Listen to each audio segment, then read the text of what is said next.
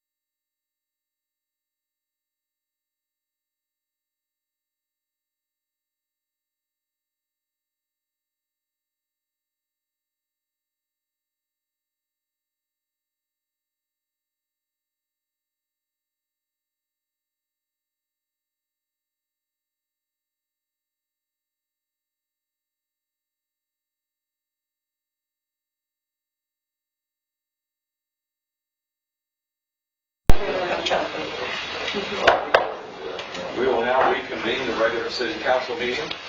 And the next item on the agenda is council reorganization. City clerk, may I have a report? Yes, Mayor. At this time, council has the opportunity to select mayor and mayor pro tem to serve until December of next year.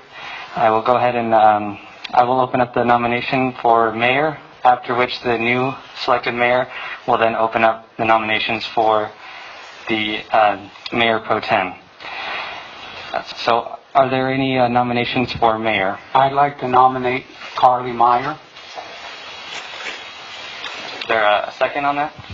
I second it.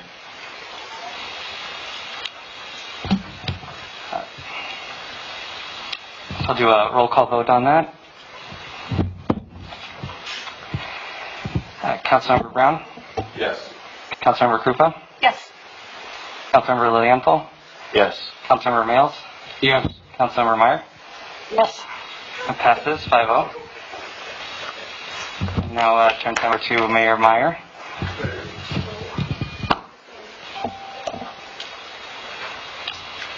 All right. Well, do we have nominations for mayor pro tem? Or do you want me to pick one? Joe Mills, would you like to be the mayor pro tem for the city of Hemet? Yes. All right. That's my motion. Do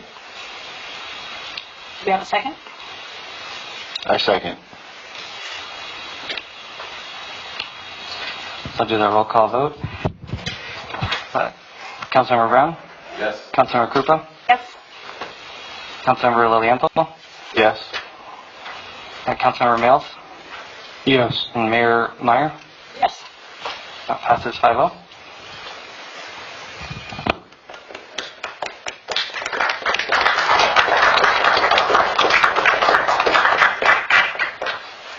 All right. Before we convene into closed session, do we have any public comment before the closed session? For closed session items? No, Mayor, there are no requests to speak telephonically or electronic or in person.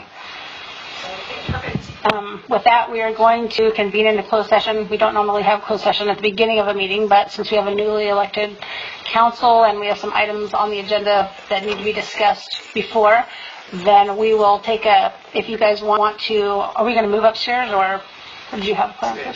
All right, we're going to have closed session in this room, so we'll just ask the public to leave and then we will reconvene as soon as we're done. Thank you.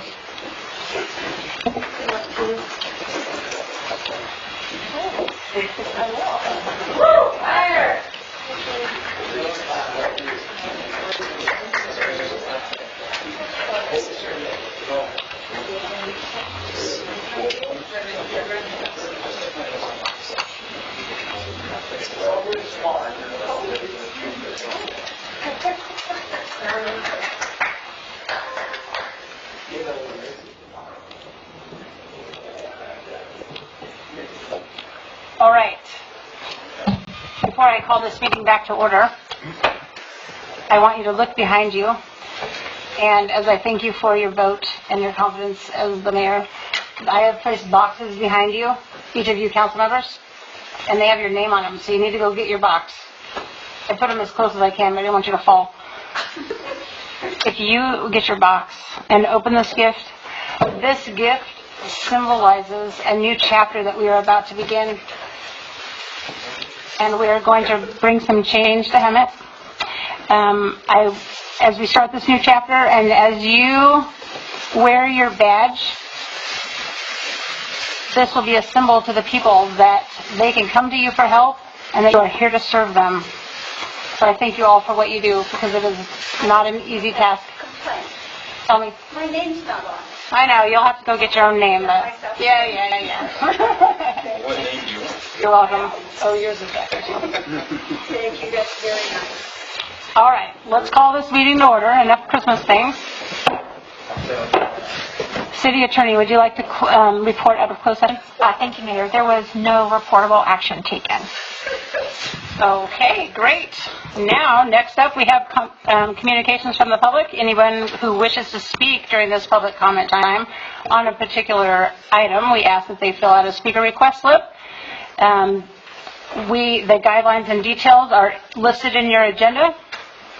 And, next page. First, we will take any members, let's do members from the public first since they're here. If we have any members from the public who are willing to speak or wishing to speak, let's have them come in. Okay, for consent or discussion items, we have Dennis Fletcher. It was regarding the certification of the election. I'm sure if he's... When you get up, please state your name and the item that you are speaking about, and then your minutes will begin. I'm Dennis Fletcher, the good news reporter, as most of you know. I used to be with Chronicle and now with Hemet News. And I'm actually here representing Eddie George and the other members of Hemet News. We'd like to congratulate Carly Myers, Malcolm Lilienthal, and Joe Males for excelling and winning your contests and joining the City Council. We feel that you're all going to be excellent additions. Carly rejoining, but Joe Males and Malcolm Lilienthal have gotten to know in a number of interviews and think you're bringing a lot of good ideas and a lot of enthusiasm. We want to commend that. During the forums that we held, both in Hemet and I chaired the one in San Jacinto, a couple of common themes came out that the candidates that did well and the chief office seemed to be espousing. First one was greater public safety, involving citizens, involving new, unique ways so we can improve public safety, including getting more citizen input to figure out how that could be done. Another theme that came out was compassion and help for the poor. And we're not just talking the homeless, we're talking about poor people that are barely paying their rent and they're losing their jobs and they're going to slide into homelessness if they're not careful. So compassionate help, that was a major theme, maybe the biggest new theme that came out of our interviews. And another big theme that came out, and we got it both from Malcolm and from Joe Males, was a new kind of community or cohesion where we're pulling communities and probably in Hemet looking at districts and pulling the people in the district to feel more like they belong to a group that really care for each other. And both these gentlemen talked about participation, and I wouldn't be surprised to see some new activities in District 3 and District 4 as a result of the comments that they made in our interviews. What else is new that we see going on in the communities here? And we look at San Jacinto and Hemet as kind of a whole thing.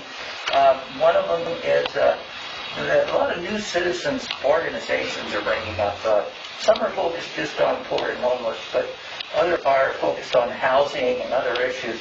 But we see a lot of new groups coming to us, and they don't know the other groups, and we're simply trying to let all these groups know about each other so that they can work together. And one of the people that up in San Jacinto that's doing a lot in this area is Pastor Hawkins. He seems to be kind of a glue affair for things that are going on in that area. We also see some older organizations that have gone into liberation or re-engineering. So that's a major one. We've got a new treasurer with a lot of spit and fire that we think has got new ideas. And we predict that this will be the best year ever for Hemet, just from the direct news that we got from the candidates that we've been talking to. Thank you for your time. Thank you. Next up. So there are no other in-person comments for consent or discussion items. Okay. Do we have any communications on the teleconference line? I have unmuted the teleconference line if there's a member of the public wishing to speak on consent or discussion item.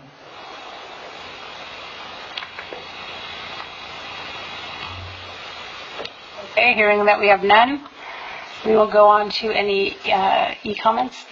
There are...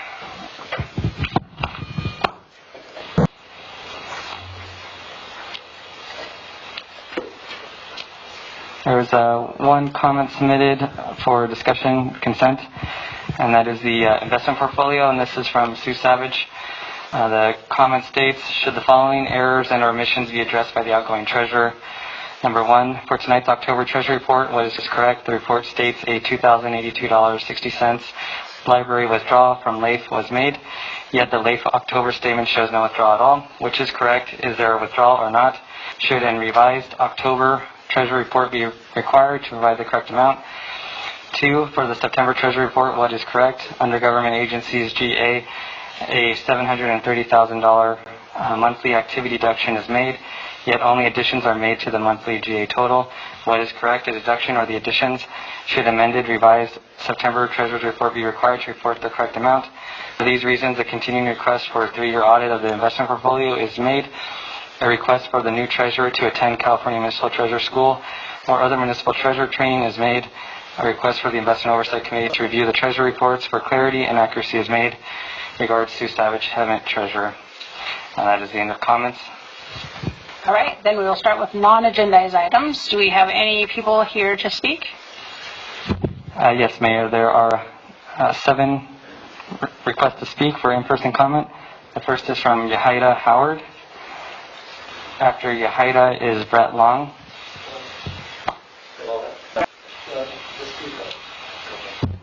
So the first comment is then from Brett Long, followed by Lenora Ashworth. Great, if you want to come in and start, you have 3 minutes, and please state your name and watch the timer so I don't have to cut you off.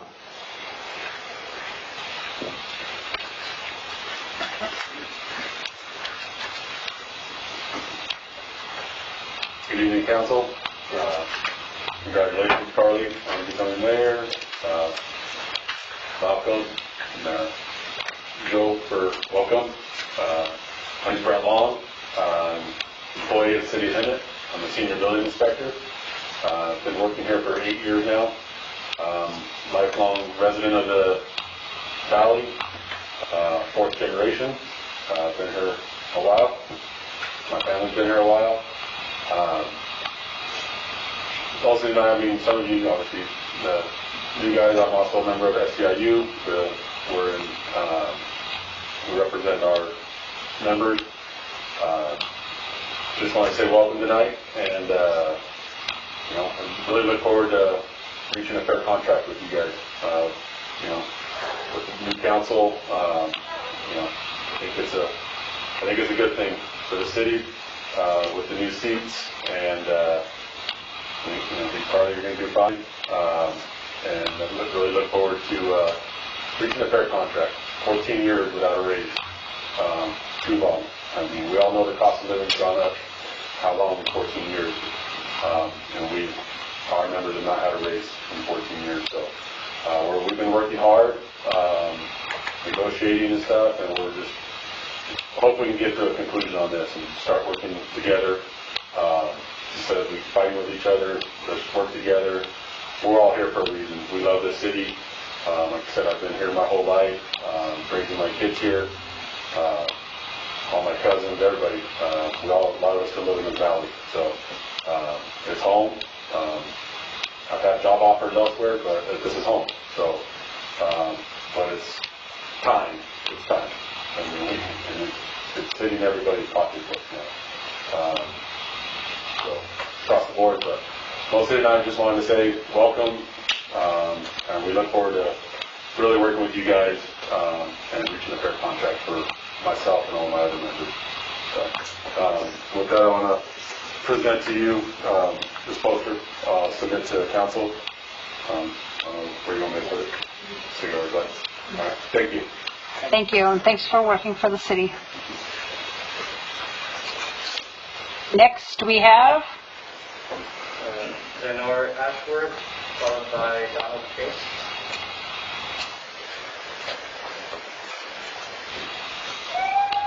Can you come in, just state your name, and you'll have 3 minutes to talk if you watch the timer, so I don't have to tell you to stop.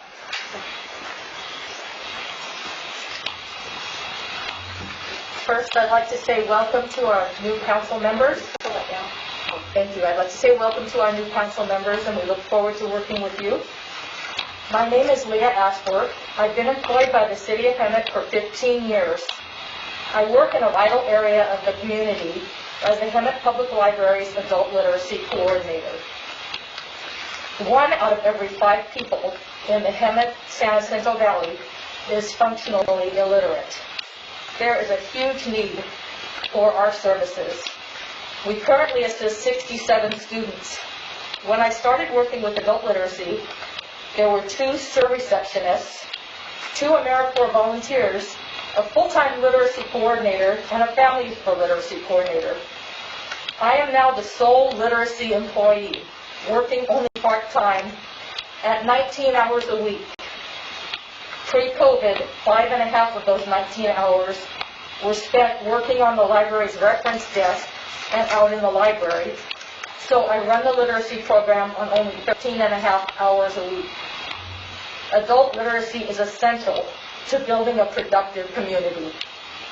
All of the services provided by my fellow City of Hemet employees are fundamental to having a successful and strong society. We've been working for 14 years with no cost of living increase. Don't you think it's time you showed your appreciation to all of the hardworking City of Hemet employees? Thank you very much. Thank you. Next, we have Donald Case.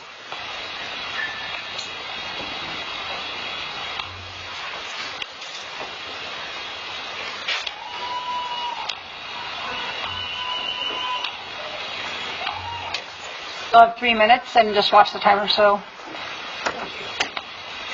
Good evening. Congratulations, Mayor, and welcome to the new council members. My name is Donald Kay. I've been with the city for 20 years. I started in refuse. When refuse was sold, I went to parks. And currently I'm in sewer. I wanted to talk about, we had a big windstorm back in May of 2014. It was like crazy, like 1 in 50 years. And I recall every able-bodied out, clearing streets, chainsaws, pole saws, hand saws.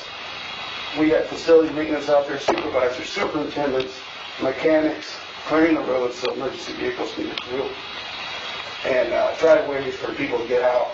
And I just talk about that because that shows the dedication of these workers. And I also want to talk about the versatility because, you know, with cuts, we all have to take on added responsibilities. And when we come to work, I'd come in to do sewer, but I may have to go do concrete that day. You just never know. And these guys are a great bunch of workers, and they're all very versatile. So I just wanted to say, you know, we've made sacrifices for the last 14 years to help the city where we could. And all while seeing upper management getting substantial increases. And I just think it's time that maybe the sacrifices come from it.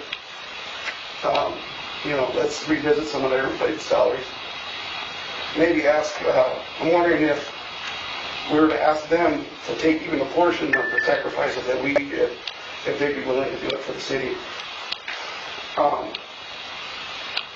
And then that's just about it. I mean, 14 years, but no pay increases, you know. We just asking for a fair contract, and I thank you for your time. Thank you, Donald. Next speaker is Stephen Feldman, followed by Sal Gonzalez. The next speaker is Stephen Feldman, followed by Sal Gonzalez. Steve, go.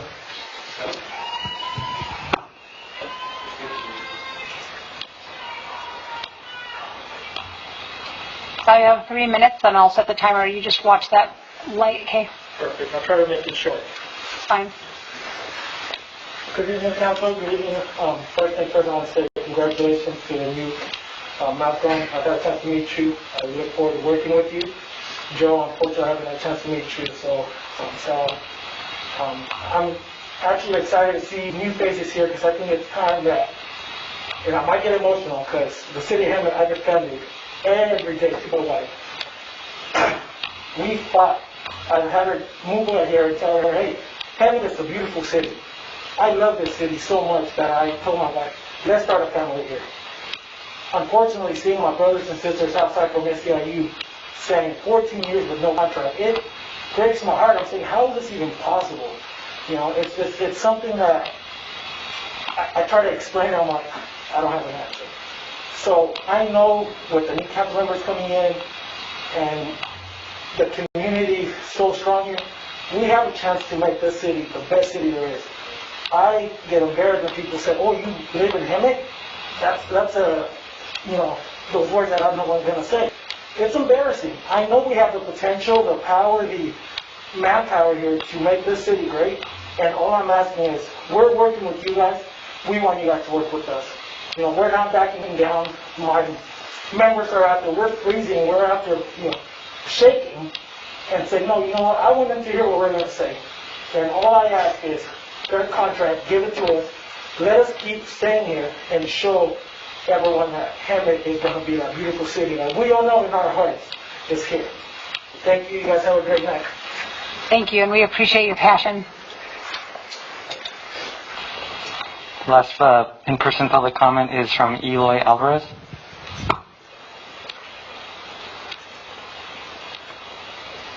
Eli, you'll have 3 minutes. Just watch the timer, okay?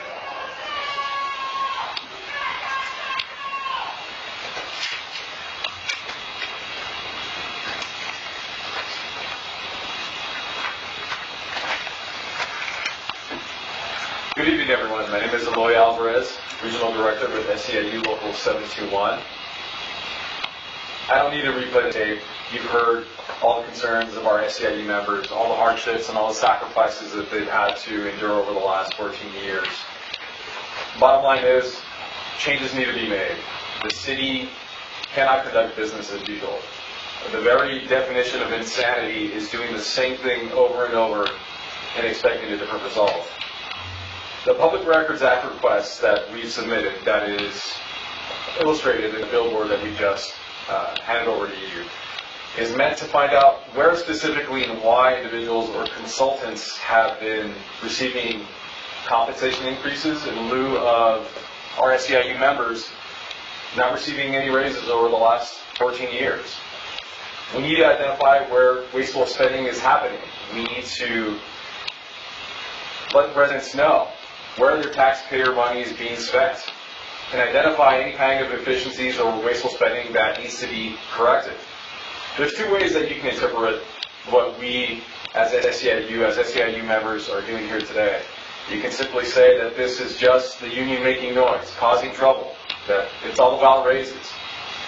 Or you can look at this from a different lens. You can say to yourself that members have sacrificed enough over the last 14 years. They've done their service to the city and this community.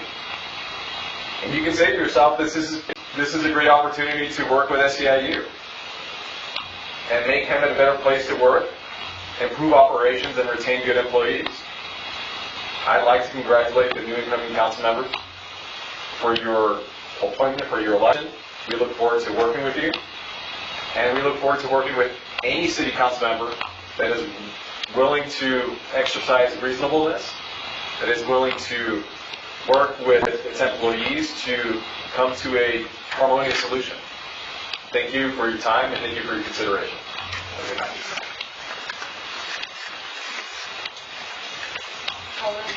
All that we have for public comment that are here. Now, do we have any by teleconference? There's one member on the line that I have just unmuted if they'd like to provide comment on any items not on the agenda. Hi there, you're in the city council meeting. Do you have any public comments that you'd like to make? All right, seeing that they are not responding, then we will go on to e-comments. There's one electronic comment submitted by Patricia Ann Gregory. Comment states, I would like to once again ask a question about the Measure U balance. The most recent budget information still shows a beginning balance of $6 million for Measure U as of July 1, 2020. However, the actual financial information for the Measure U balance for June 30, 2020 is actually $13 million. Can someone please explain this variance and why the beginning balance has not been revised? End of comment. And there are no other electronic comments submitted. Next, we will go on to item number 16, the public hearing. It's been brought to my attention that we are going to actually do 16B before we do 16A. So, first, do we have a staff report? Good evening, Mayor and members of the Council, and congratulations on new positions and posts.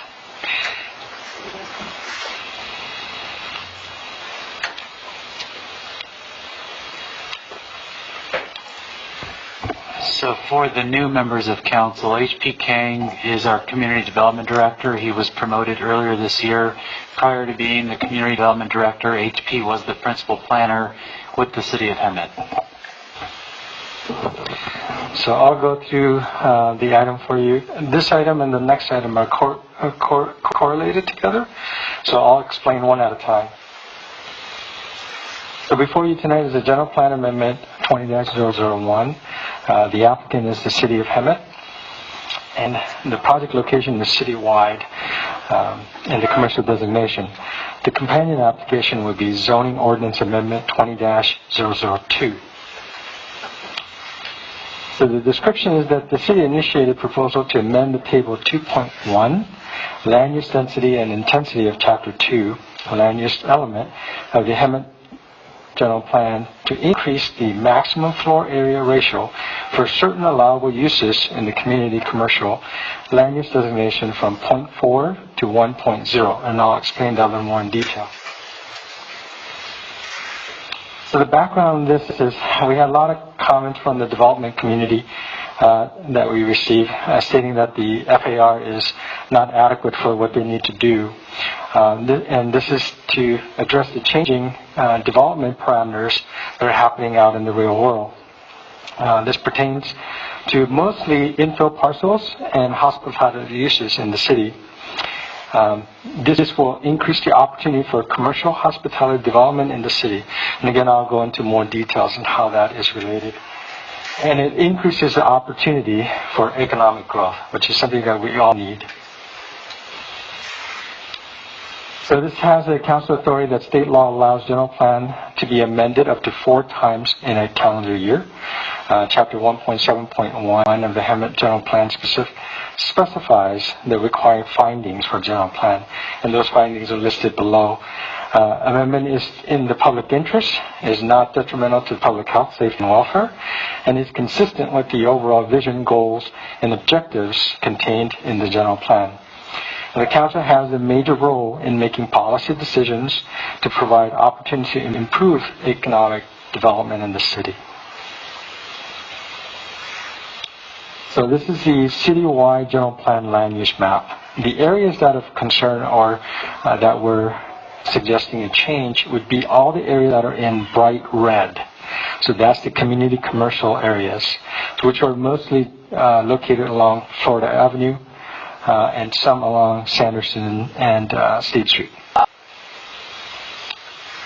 So the product description is again for Table 2.1 in the land use density, intensity and density of the land use element, establishing the minimum, maximum, and target intensity ranges for each land use designation of the general plan. The residential is based on number of dwelling units per acre. The commercial is based on FAR, which is a floor area ratio. We currently have 0.4 FAR for community development, community commercial designation. And we're requesting that to be amended at Table 2.1 to 1.0 within the CC in the same designation. This also meets the provisions of Hemet Municipal Code 90-895 D3.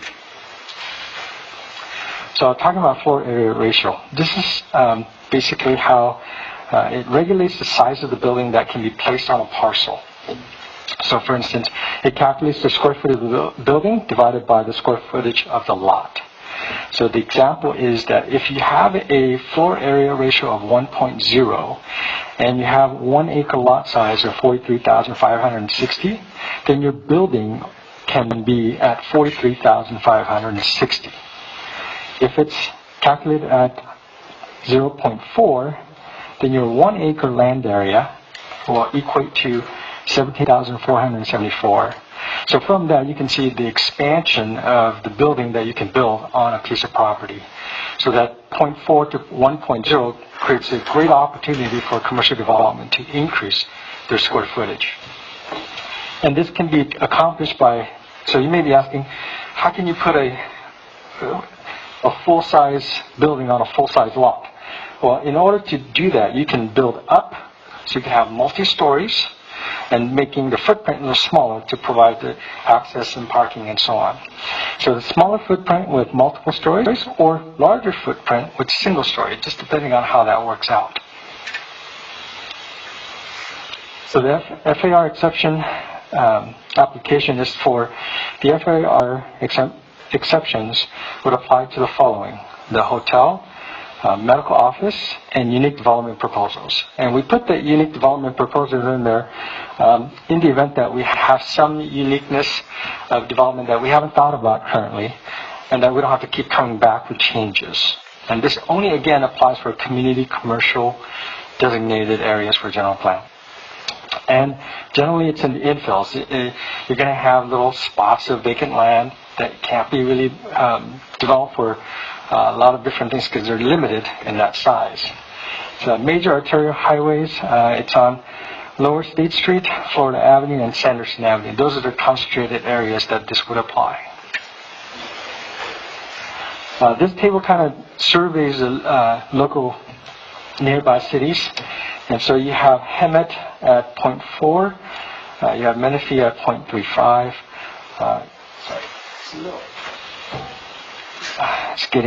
I'm getting older and it's hard to see. Menifee also has 1.0 for commercial office. Murrieta has 0.75.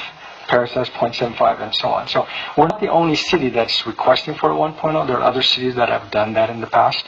So we're just kind of making sure that we have the proper opportunity in the city of Hemet for our commercial development. So SECO compliance, all the projects will have to go through SECO compliance in one shape or form. In this particular instance, because we're making a change to the document itself and there's not an actual project associated with this request, we're requesting a SECO exemption on this as 1506 1B3 of the SECO guidelines, which just basically provides that they only applies to the project that have the potential for causing a significant effect on the environment. So this General Plan Amendment 20-001 in itself does not relate to any physical project and will not result in any physical changes to the environment and does not affect the land use or density limitations of the General Plan. So the recommendation is that the City Council adopt resolution approving General Plan Amendment 20-001 FAR exemption as recommended by Planning Commission based on the findings outlined therein. Staff is available to answer any questions. I have an example, which is also in your staff report, that kind of outlines what the changes are in red. So the red is the changes that we're requesting on 2.1. And again, staff is available to answer any questions you may have. All right, we'll go ahead and open the public hearing. Clay, do we have any comments supporting this item? No requests to speak have been submitted for in-person. No electronic comments have been submitted. There still is one person on the line. I'll go ahead and unmute their line if they have any comments. Do you have any comments for this item? 16B? Well, seeing that they have none, I suppose that there's none opposing if no one is speaking up. Correct. So we'll close the public hearing. Now, do we... Any questions? Yes. Thank you, Mayor. I just have a couple questions, HP. First question is looking at the matrix that you have with surrounding cities. Would it be a fair assumption that by modifying the FAR as you're requesting, is that likely going to make Hemet more competitive in attracting businesses for these infill areas? It would give Hemet more opportunity for businesses that want to locate in Hemet. It gives them more square footage to work with on a limited land area. So it gives them that extra opportunity. If you're competing with cities that are less than 1.0, then the city of Hemet would have an advantage. So it would be an economic advantage. Absolutely. The other question I have, and it's probably a little more technical, but just looking at the types of facilities like medical buildings and hotels, what impact do you see that having on the availability of off-street parking? So if they're allowed to have a larger building on the same size lot, do you envision that they would have any difficulties complying with the minimum amount of off-street parking? Sure. This only applies to the square footage. They still have to comply with all of the parking requirements that we have in place for the city. So it does not change the parking requirements with this change. It only gives them the additional opportunity to build up. And again, that's why we limit it to hotels, hospitals, because those type of uses have certain parameters that they need to meet in order to fit into that parcel. But they still would have to comply with our current zoning parking restrictions and requirements. Thank you. That's all I have right now. I don't have any questions. Yeah, thank you, HP.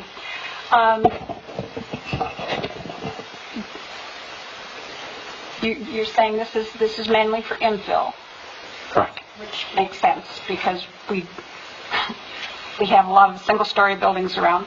But the unique projects, who decides when someone comes in with a unique project? What's the process? Who does it go to? Who then makes the decision that this is a unique? We'll talk a little more in detail on the zoning ordinance amendment, but basically there's certain aspects and percentage that will get calculated so that the community development director makes a smaller percentage change, and anything above that will come to planning commission. So there still is a lot of different things that are in place for the planning commission to review the project to make sure that those comply with our current regulations. The uniqueness of it is really unknown at this point. We're just putting that component in there in the event that there's some uses that we haven't really thought of that requires a similar type of vertical construction like hotels and hospitals, then we don't have to come back and keep changing the ordinance on that. So that component is something that we can define a little more, or we could have the planning commissioners weigh in on how that gets defined. And you're saying this is only in community commercial Correct. Zoning. It would not apply to multi-family housing? It would not apply to residential, no. Okay. And actually, most of my other questions are concerning the municipal code and how that's going to change in actual real life. I don't have any issues whatsoever with amending the general plan. Great. I think it's a step forward and a step towards some increased economic development here. Thank you. Sure. Any questions or comments that you'd like to answer? This usually comes about by like a current project. We have a current project that is bringing about this change. There's a couple of different projects that are in the works, one of which is a hotel project. And just because of the height restrictions right now, they just can't make the numbers work. So this would give them the opportunity to raise the building a little higher and also be able to make it pencil out on their books. I'd love to see the flexibility because, again, we're like waving the green flag, right? Come to Hemet. Absolutely. Does anybody else have any more comments? Anybody else? All right. Well, they would like this this plan amended. So do you have a motion? I'll make a motion that we approve the staff recommendation. And I'll second that. Do you have a roll call vote? Or is this working? Do you want to try the whole thing? We don't have the names switched. So we have Councilmember Brown? Yes. Councilmember Krupa? Yes. Councilmember Leontel? Yes. Mayor Pro Tem Males? Yes. Mayor Meyer? Yes.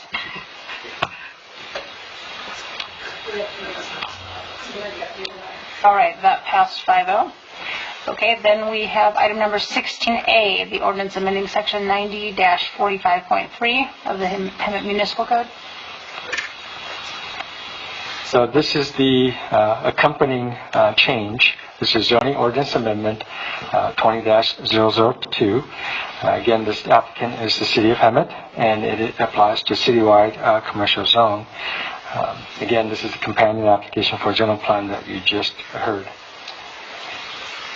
The description is that city initiated proposal amending 90-45.3 of the Hemet Municipal Code to clarify the approval authority for administrative adjustment applications and section 90-895D to establish parameters, procedures, and findings for the granting of exceptions to maximum height and floor area ratio standards for hotel, medical facility, and unique projects located in the commercial zones. Again, we received a lot of comments from the development community for some variable adjustments. We're addressing the changes of development parameters. Again, it applies to the infill parcels. It ensures quality development, and it's also reviewed on a case-by-case basis, and has the planning commissioner's review, and some of the smaller ones, which we'll go into a little detail, will be approved by the community development director. This will also increase the opportunity for commercial hospitality development in the city, and it increases opportunity for economic growth. Pursuant to section 90-41.4 of the Hemet Municipal Code, the Planning Commission is responsible for the review and recommendation of zoning ordinance amendment to the City Council. The City Council is responsible to the final review and approval of the zoning ordinance amendment. It conforms to the latest adopted general plan amendment 20-001, which was just adopted earlier prior to this. City Council has a major role in making policy decisions to provide opportunity to improve the economic development in the city. So this section deals with height exceptions, Municipal Code section 90-895D2, Article 26, commercial zones. This exceeds the height with CUP, so you can request to go above the required height with the conditional use permit application. There's no guide for height exceptions, and if there's less than 20% increase for the height request, then that would be an administrative adjustment, which will be reviewed by a community development director. If it's more than 20% increase, up to a maximum of 50 feet, then that requires a conditional use permit, and conditional use permit findings and supplemental findings are required, and that is reviewed by the Planning Commission. The supplemental findings are that the proposed use is a hotel, medical facility, or unique use for which the proposed height is consistent with the industry standards. The proposed height does not exceed 50 feet and will not result in a building or a site design that detrimentally impact the sun exposure, air circulation, or privacy of adjacent land uses. So we're taking all the different considerations to make sure that we're not impeding on the neighbor and adjacent properties. The proposed height exception is appropriate and necessary for the site development and contributes to the commercial development goals of the city. So floor area exception here, again, we have the Municipal Code section 90-895D3. 10% or less increase, it's an administrative adjustment, and anything over 10% would require a conditional use permit. And that meets the conditional use permit findings and supplemental findings. Findings for that is the project is located within the community commercial land use designations of the general plan, and the proposed floor area ratio does not exceed 1.0. Now, there are some places that would do above 1.0. The proposed floor area ratio exception will not result in a detrimental effect on infrastructure, municipal services, or the character of the area surrounding the project. Approval of the floor area ratio exception will not likely set a precedence for future development that could impact or alter the goals and policies of the general plan. So all of those findings have to be made. The examples of minor adjustment would be the height, setbacks, partial depth, lot coverage, floor area ratio, parking, landscaping. All of those are reviewed by the Community Development Director. And if attached to a development project that requires a Planning Commission review, then the Planning Commission will have to review those adjustments. Again, the CEQA compliance, the city has analyzed this, and because we don't foresee that this change will have any impact to CEQA, that it will be exempt from CEQA.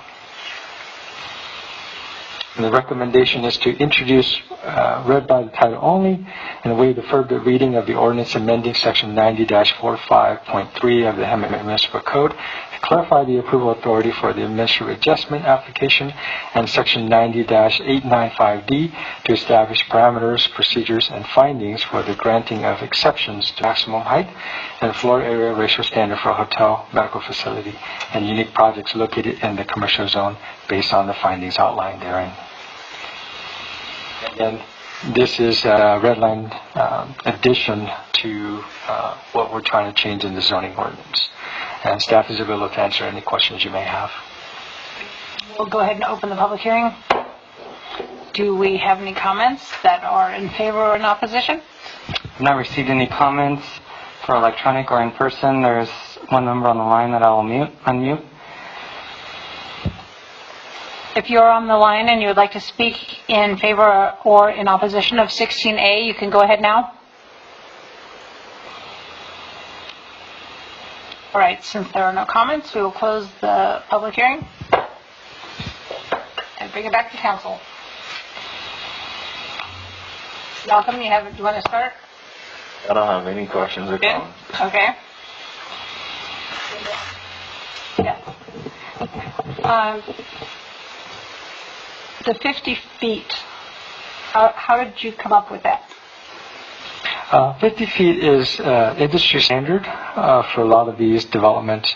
If you start going beyond that, you have a lot of other requirements, such as elevators, fire trucks, ladders, that involve different aspects. So 50 feet is probably a safe height for a lot of these hotels and hospitals. So is that assuming 10 feet per floor, so it would be a 5-story building? Correct. And the agreement or letter from Airport Land Use, they're not carving out any of the commercial areas that are in the flight pattern. That, I mean, we went through this a few years ago, toe-to-toe, to get them to approve the general plan, and they had issues, but they grandfathered in some of the proposed developments we had in that area, and they're still okay with that, with this increase in height. That is correct. That's awesome. Simon must be getting nicer in his older age, because Mr. Hausman is a stickler for these things. That's all I had. You explained it very well. Appreciate that. Thank you. Yes? Yeah, just one little question on the height exceptions. Item 3, it says the proposed height exception is appropriate and necessary for site development. That sounds pretty subjective. What kind of benchmark criteria do you envision to take some of that subjectivity out of it and make it a little bit more objective? So one of the examples that we used earlier was the hotel. They have stated that if they were limited to a 3-story height, then they won't be able to make their numbers work, which means that opportunity is missed by the city of Hemet. So by allowing additional FAR, which then allows them to have additional square footage, and the only way that they can meet the parking as well as what they want to achieve is to make the building go higher. And so those work with one another to make that adjustment. So it won't be just ambiguous, but we're looking at the total project as a whole, parking, the height, how it functions, where it relates, the shadow that it creates, the neighboring properties, the wind, all of those aspects will be taken into consideration. So it's stated that way, but it's not really subjective. there's a lot of components that play into it. So I would presume that if you had a developer coming in wanting to do one of these projects, you would give them examples of the kinds of criteria that you'd be using to do that. Absolutely. Well, as Carly stated earlier, I'm all in favor of reasonable flexibility that helps us facilitate improving our economic development. So that's all I have. I only have, this is also for the hotel that's being built, so yeah, we probably just have to go with yes on this because of that. They both work together. One, the other one doesn't Could I add something? Yes, please. So one of the key things that you'll notice from planning and particularly community development is you all get emails about developers that want to come in, and we try and get these people in and have a meeting and talk about things to figure out what it is that is going on. So one of the key things in community development is striking when the iron is hot.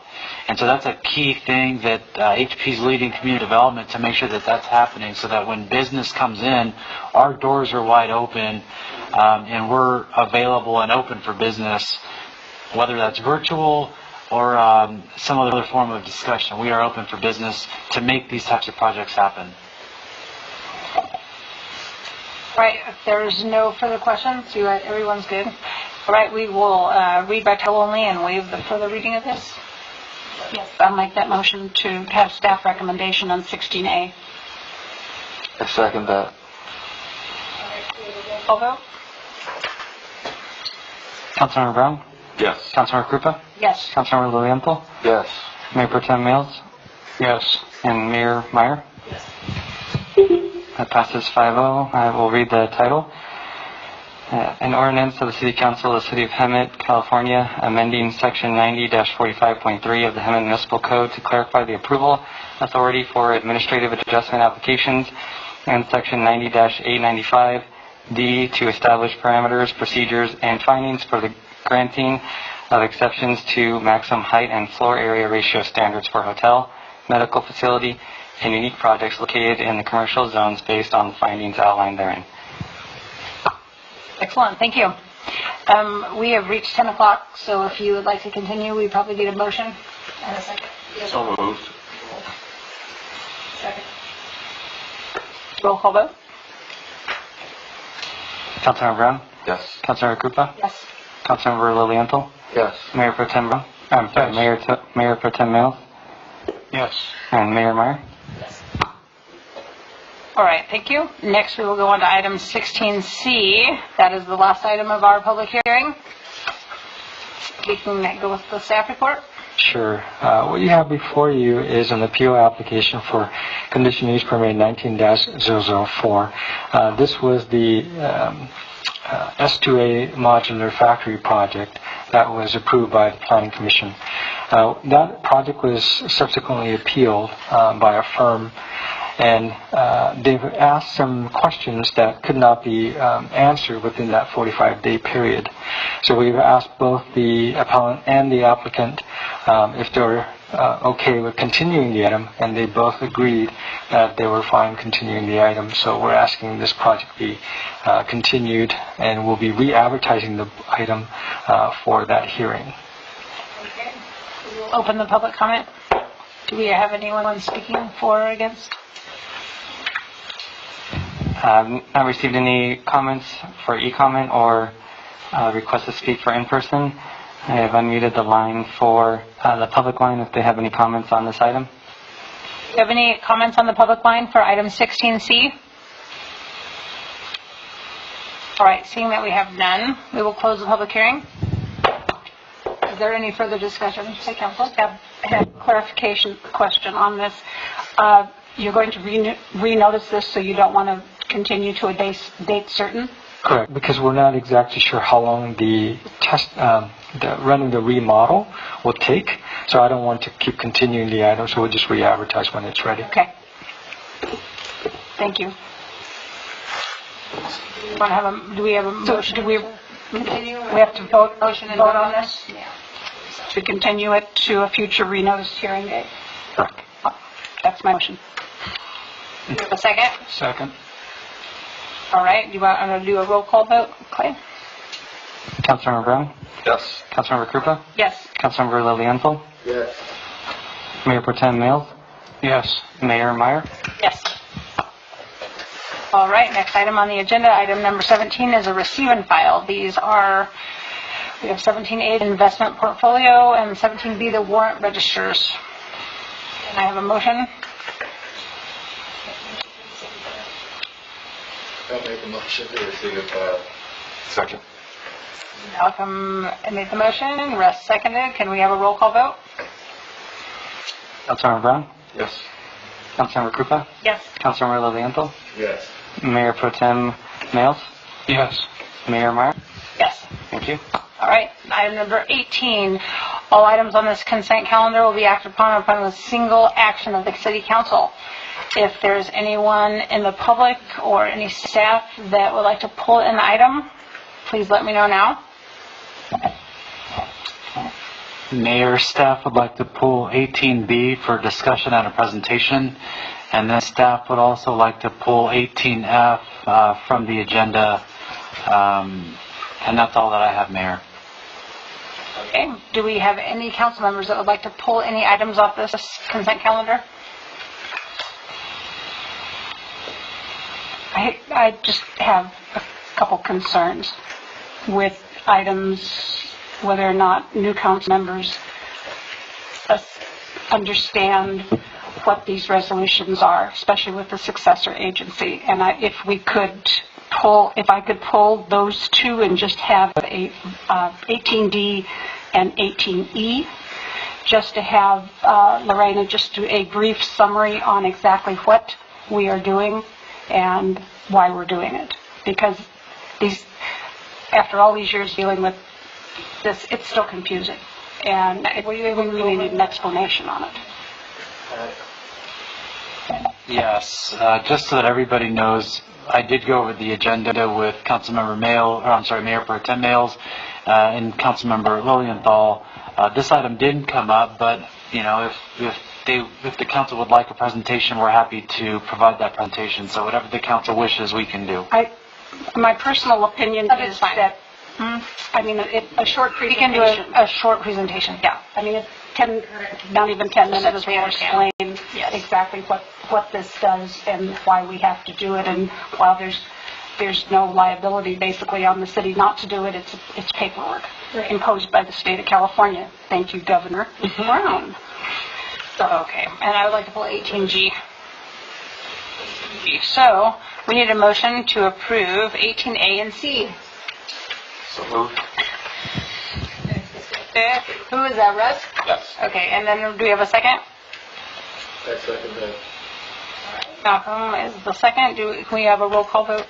Councilmember Brown? Yes. Councilmember Krupa? Yes. Councilmember Lilienthal? Yes. Mayor Pro Tem Mills? Yes. Mayor Meyer? Yes. Thank you. Okay, item 18B, we're going to have a presentation from staff. Thank you, Mayor. We should have Lynn Merrill on the line. One of the things that I should note is we have a pretty robust number of future agenda items. We have a few of the future agenda items are on the agenda today, so we are slowly, methodically getting through them.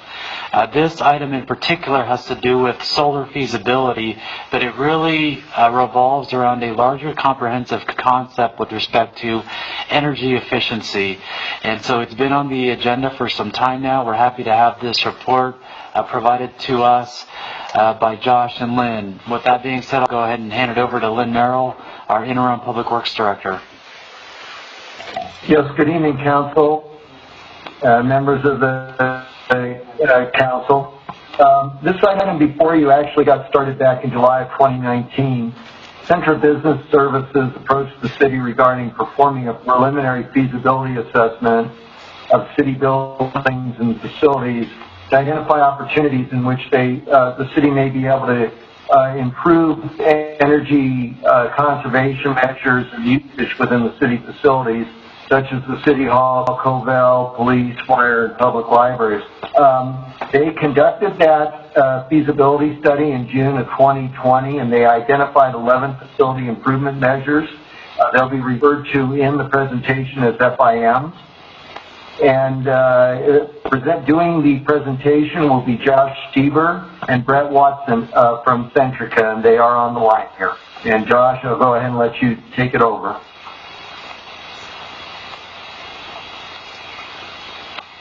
Josh, can you hear? Yeah, can you hear me? Okay. You're on. Perfect. Clay, do you have the presentation up? Yes, that presentation is up. Okay, perfect. Well, good evening, City Council members, City Manager Lopez, other city staff, and the community of Hemet. Again, my name is Josh Stieber. I'm the account executive here at Centrica Business Solutions. I also have on the line that will be speaking with me today is Brett Watson, who's been the project director for Centrica Business Solutions, who's been helping me with this process. We are pleased to present our preliminary findings for an energy savings project that we believe is beneficial to the city of Hemet. I know tonight is going to be a long evening, so I'm going to try to make this fast. But please, if you have any questions along the way, don't hesitate to interrupt us. Next slide, please.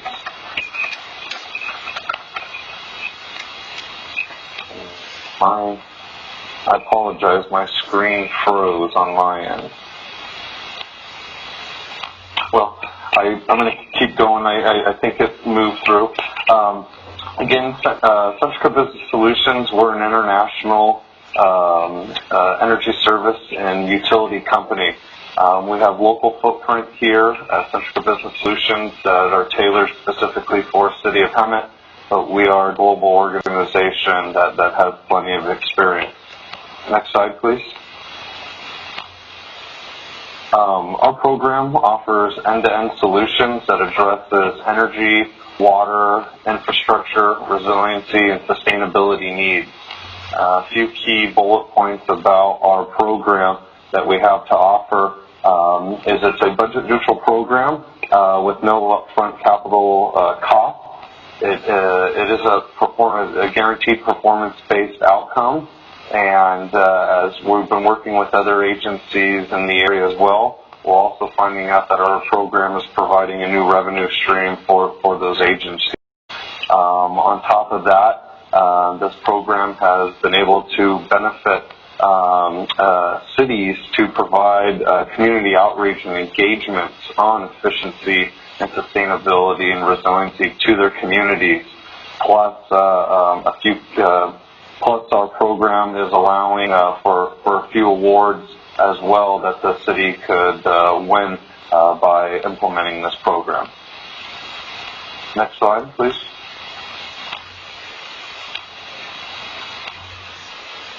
My team and I, Brett and I, and an engineer, we've come out to do our preliminary feasibility assessment, which we did that on 10 locations.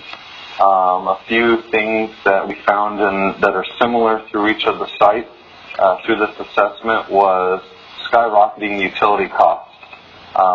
We've seen legacy lighting that is either mixed match or burnt out or humming and flickering. We noticed HVAC systems throughout the system that are at their end of useful life, and we've also noticed that there was no inadequate control of those air conditioning units. At the library, the cooling tower, we've noticed the cooling tower is on its last leg, and staff has been spending hours doing ongoing maintenance on that.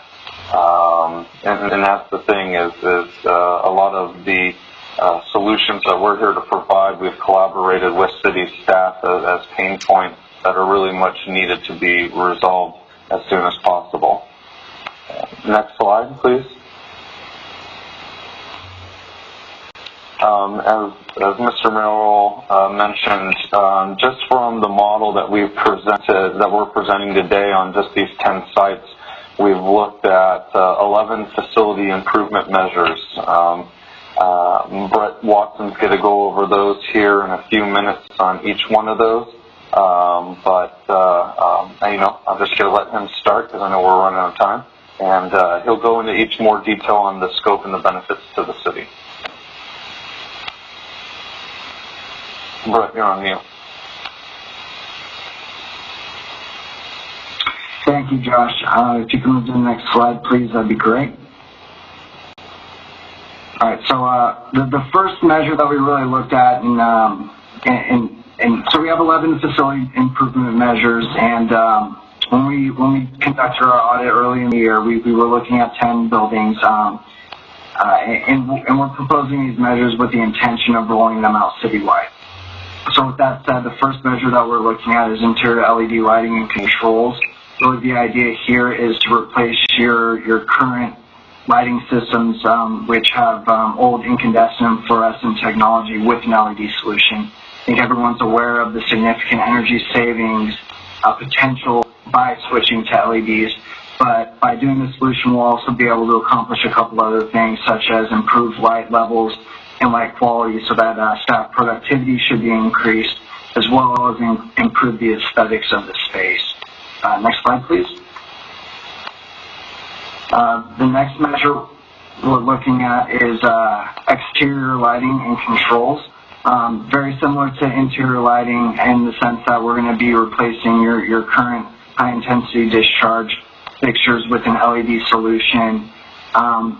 Aside from the significant energy savings potential, we'll also be improving light levels for security reasons, as well as bringing you up to current dark sky compliance regulations, so you're in compliance with observatory regulations. It goes for really the interior and exterior lighting, but LEDs last 2-3 times longer than what you currently have, so you will see a reduction in maintenance costs due to the replacement of lamps and ballasts. Next slide, please. So the next measure we're looking at is HVAC unit replacement. Really what we're doing is targeting HVAC units that are greater than 15 to 20 years old, and we would be replacing them with new high-efficient units that use a more environmentally friendly refrigerant that are also able to maintain space temperatures better, as well as improve ventilation for occupant comfort. Next slide, please. Measure number 4, we'll be looking at installing a variable frequency drive on a hot water circulation pump at Hemet Library. This will allow us to vary the flow of the hot water into the building based off of the actual need of hot water. We do that by slowing down the motor and saving energy. Next slide, please. The next measure Josh mentioned in a few slides previously, but is replacing the chiller at Hemet Library. The maintenance staff has done a great job of keeping this chilled water system up and running, but it is they are devoting quite a bit of resources to doing such, and it really needs to be replaced. So what we're recommending is replacing with a similar type of chiller that will require less ongoing maintenance. Council, I'd also like to point out on this specific measure, a few months ago I was reached out by city staff regarding possible grants from SoCal Gas for a portion of this Project Hoc. I worked with staff on putting things together that was applied for, and I'm hoping that the city still gets those grants that's approved by the local utility would be able to use towards this project cost for that measure. Thank you, Josh. Next slide, please. So measure number 6 is a controls measure at Hemet Library called demand control ventilation. Essentially what this allows us to do is fluctuate the amount of outside air being ventilated into the space based off of how many people are actually in that space. So we'll be able to improve occupant comfort through fresh air being properly supplied to the space based off of code requirements, as well as saving energy. Next measure, please. All right, measure number 7 is networkable thermostats. So what we'll be doing is replacing the current thermostats that are controlling your existing HVAC units with a new thermostat that has Wi-Fi capabilities. This will allow maintenance staff to remotely change temperature set points, do some simple diagnostics if your unit's down, change schedules, change set points from a remote location via desktop, laptop, phone, anything that's really connected to the internet. Next slide, please. Measure number 8 is transformer replacements. So what we'll be doing is replacing your existing transformers in your buildings. Most of them were installed when the building was built, so they're pushing multiple decades old. And what we see with that era of technology is they're really efficient. They emit heat and are extremely wasteful. So we'll be replacing them with new units that are up to current energy standards. Some ancillary benefits of this measure are you typically have a 30+ year equipment warranty directly from the manufacturers for this measure. So we'll be able to save energy, ensure that this equipment is in for the decades to come. And then you're also improving reliability of your electrical infrastructure. Next slide, please. The next measure is generator block heater heat pump.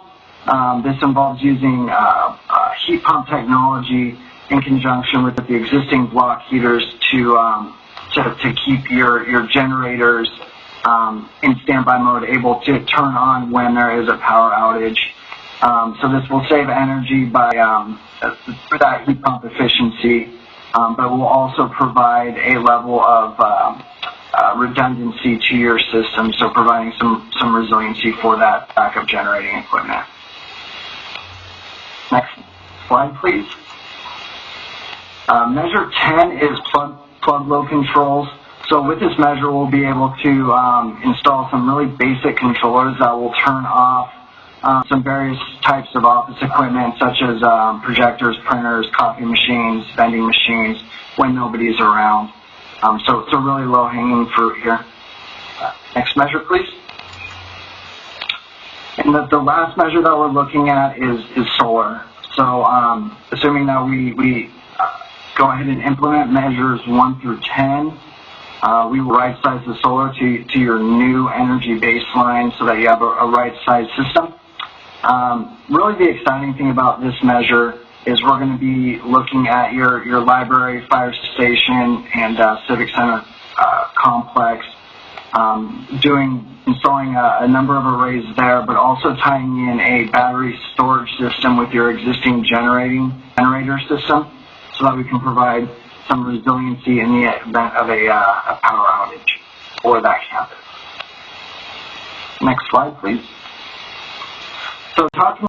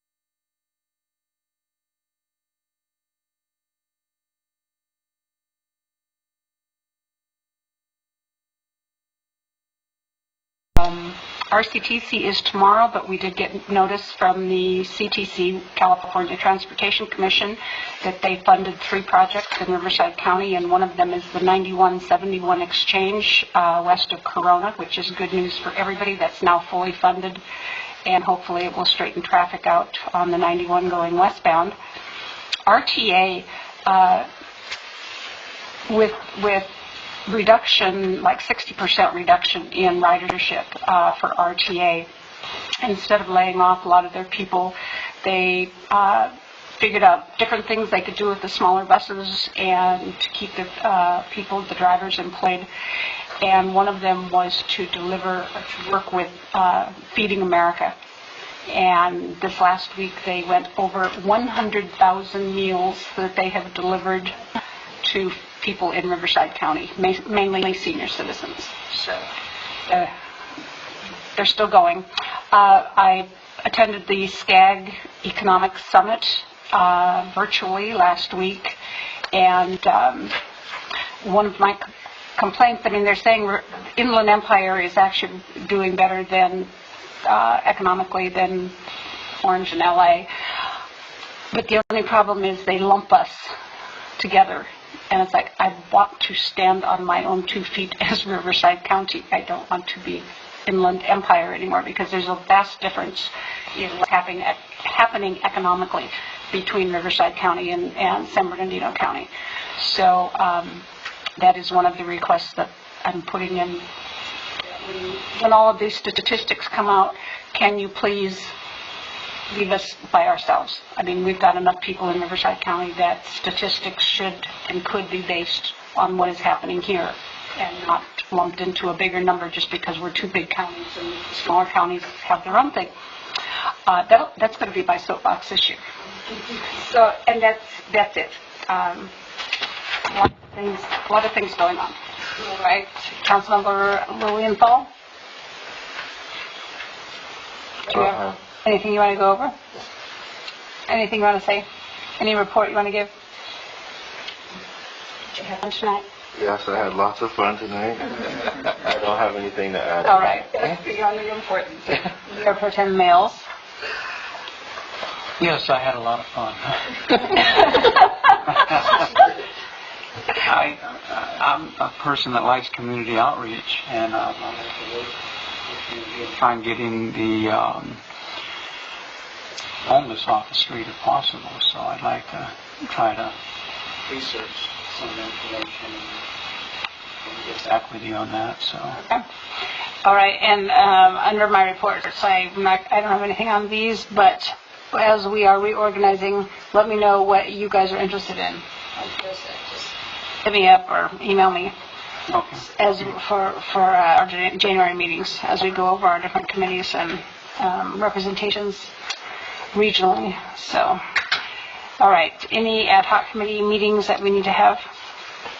Council protocols were received back from the city attorney's office, so Linda and I need to meet and go over their feedback, and then we'll probably have something coming in the first quarter. Awesome, perfect. And the CV ad hoc committee, I think our recollection was last meeting we decided to keep status quo, even though we did the coronavirus portions of it. We've got other funds coming available, and we thought it would be good to wait until the new council is constituted and see about, what the interest might be in that from the new council members. Thank you, Mayor. Just a couple items. Over the last couple weeks, lots of correspondence between Mayor Pro Tem Mills as well as Councilmember Lilienthal. And we've had some really good conversation over that time, so we're always available to answer any questions. Mayor Pro Tem, I know we were exchanging emails last night a little bit later, so happy to answer any sort of follow-up. Both of you did receive your items. I believe you have your city phone, you've got a laptop, you've got a couple other items from the city. So if you have any issues with respect to logging in or any of that stuff, just let us know. We're happy to accommodate and make it work. That information's in there also, the login passwords and stuff. If you look at your phone, there's on the back side of it that's got all the information on how to do it. And then a laptop should have that as well. But if anything comes up, let us know. We're happy to help. Okay. And that's it. I know that the mayor probably wants to give some holiday wishes to the community. Well, we have future agenda items first. Yes, we do. Okay, but first we have future agenda items. So are there any of these items, do you want us to take these off when you started or are we going to wait till you finish? Maybe you just want to check them off? Yeah, I do want to get them off. You just want them off. So, because we started the business banking options also. We have the council protocols that's in the works, almost done. Our solar feasibility, we've started that. You should feel good. This is a good list.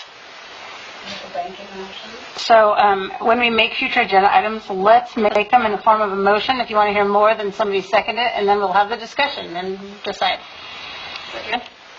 All right, I'll go first. Do you guys have any future agenda items? Anybody? I'd like to add a future agenda item. So make it and say, I would like to move that we add.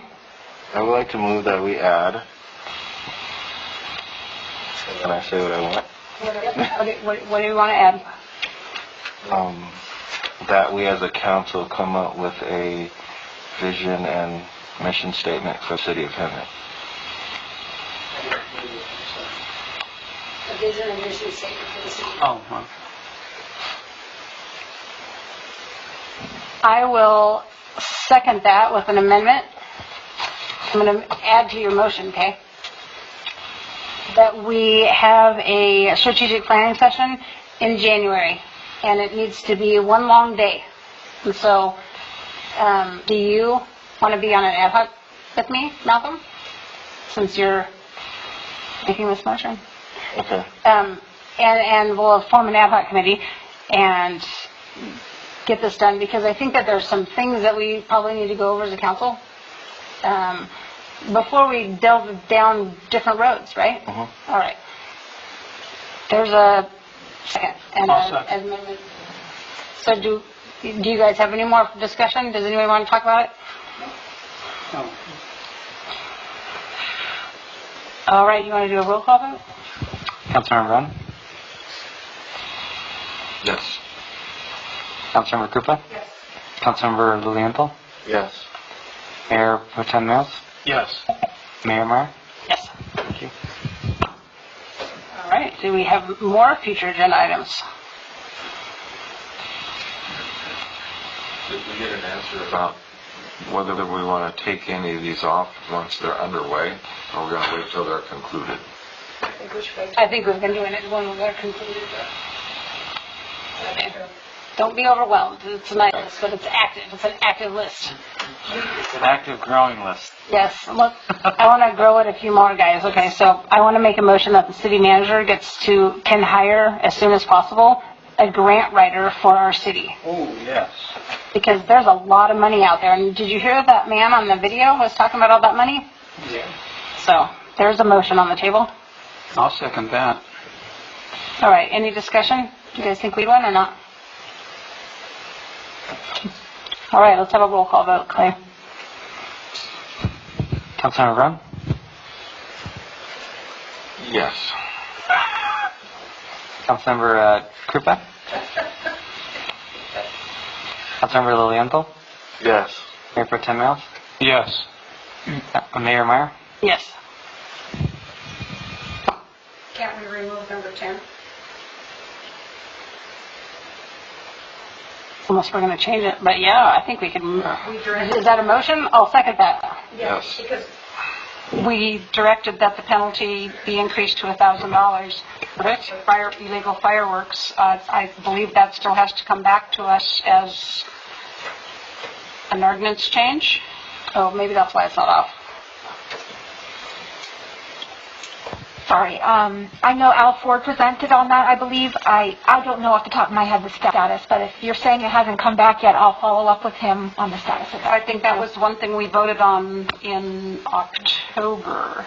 At the last meeting in October, we voted to increase that to $1,000 and then get it off the agenda. So we probably need to leave it on then. Leave it until on, we get it, review the meeting. Yeah. Otherwise it'll remind us like today. Okay. Yep, leave it on there. Okay, I have another motion to update our invocation guidelines, ordinance number 277.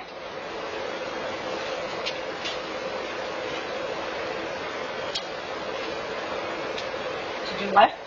Update our invocation guidelines, ordinance number 277. What's wrong with it? It only allows, it's discriminatory, and it only allows the Interfaith Council to pray at our council meetings. And I think that we can make it so that recognized nonprofits, religious nonprofits are a segment under the Secretary of State. And when we did that, we did it because the Supreme Court said we could not pray to just one God. So the ordinance was created to have the Interfaith Council, which encompasses all religious and nonprofit organizations. But it doesn't encompass mine. It doesn't mention nonprofits because, yeah. I mean, well, I know. It's loosely interpreted because we are accepting of anyone and everyone who comes to pray, for whoever their God. I think we need to look into updating it because I don't know that it's changed some of the wordage in there because Supreme Court can always come back and say you are discriminatory. And that was the whole idea when it was brought in back in the 90s, I believe it was. It's been a long time. But it was usually just a major denomination, let's put it that way, that was asked to come. And then when the Supreme Court came down with their ruling that you're discriminatory and you can't pray to God in your council chambers, and council said yes, we will, and we'll pray to any God we want. I just think we can update it and make it include more. So, but there is a motion, so if anybody wants to second it, then we can second it. All right, we have a motion and a second. Do you want to do a roll call vote? Councilmember Ron? Yes. Councilmember Krupa? Yes. Councilmember Lilienthal? Yes. Mayor Pro Tem Mills? Yes. Mayor Marr? Yes. Don't kill me. I have one more, I promise. You're going to kill me. I know. I'm not ready for you. I brought you cookies. Where's those candies? I don't know where they are. Go have some cookies. Shoot. Okay.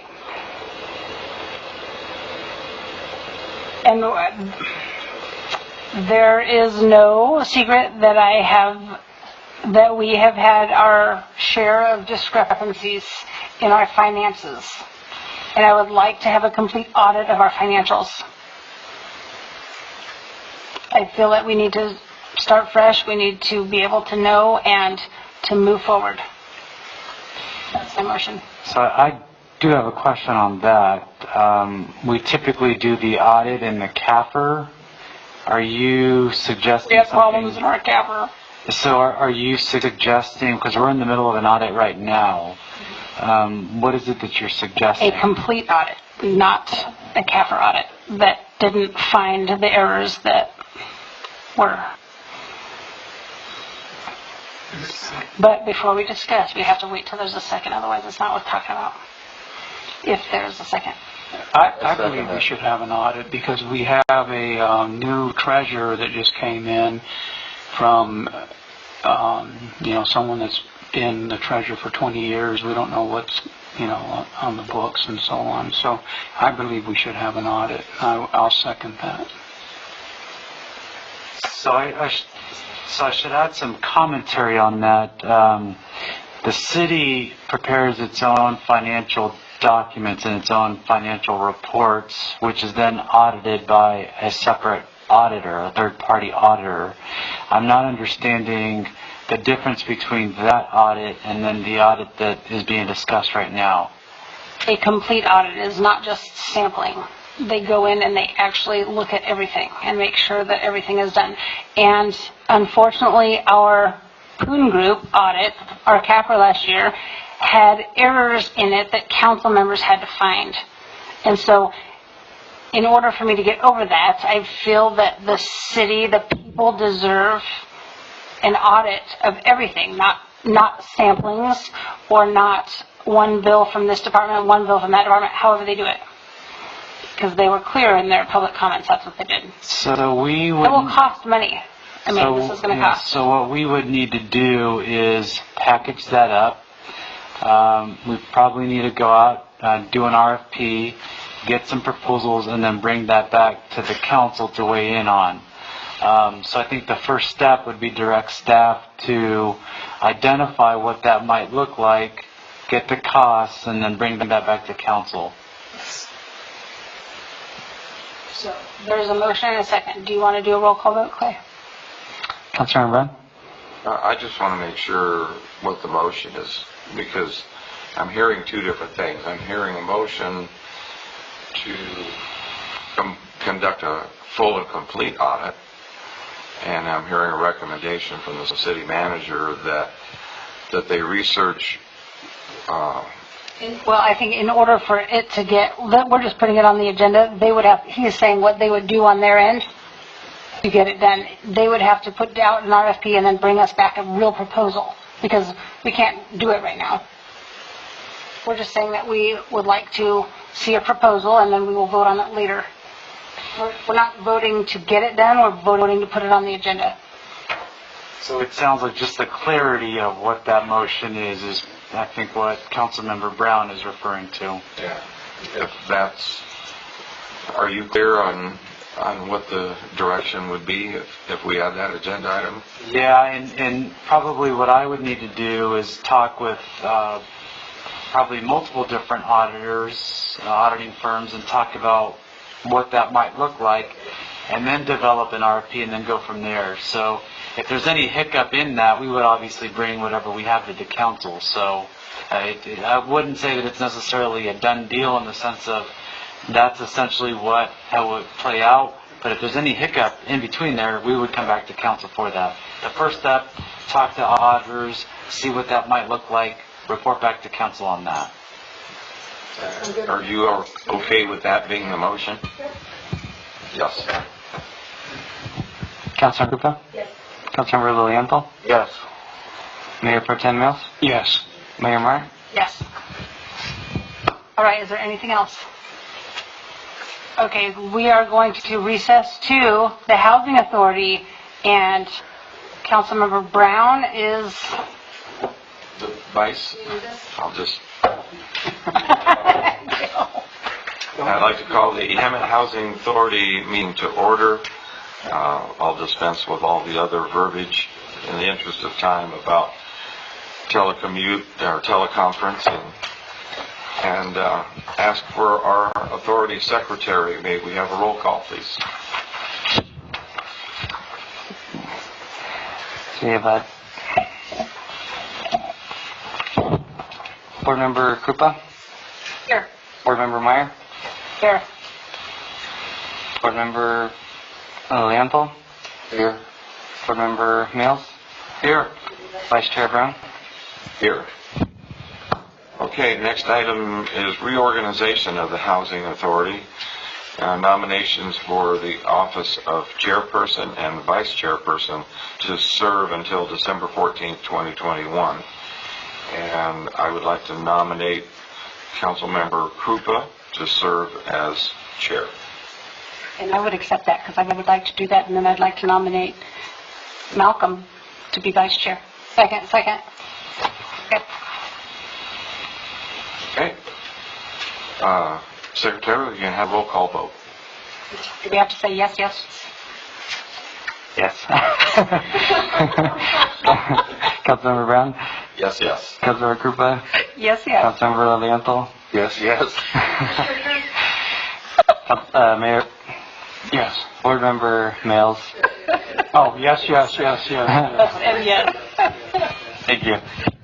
Okay, and item 4, communications from the public. Do we have any e-comments or teleconference? I don't think there's anybody in the audience left. No, Mayor, there are no comments. Okay, moving on to item 5, action items. We have no items to discuss, and we will move to the future agenda items. Any members of the board have requests for future agenda items? Not at this point. Okay, there being no further business, this meeting is adjourned. All right, we will reconvene now at 11:29 to the regular council meeting, and we will adjourn at 11:29. Coming back January 12th, 2021. Merry Christmas, everybody. Merry Christmas. Thank you. Yes.